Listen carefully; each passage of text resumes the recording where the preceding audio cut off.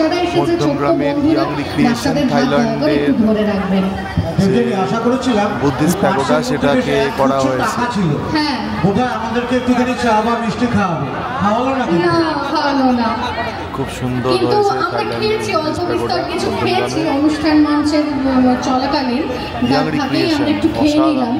তবে জয়দা, একটা বিষয় দেখো, যত রাত বাজছে, এখন ঘড়ির কাঁটা বলছে রাত 9:40, কিন্তু যেভাবে মানুষ আমাদের ভালোবাসা দিয়েছেন, ইয়াং রিক্রিয়েশনকে ভালোবাসা দিয়েছেন, এই ভালোবাসা সত্যি জনতার ভালোবাসা।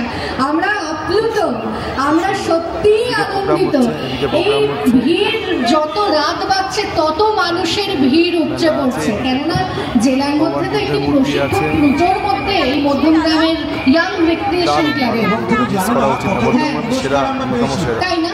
হ্যাঁ, সিএন নিউজ চ্যানেল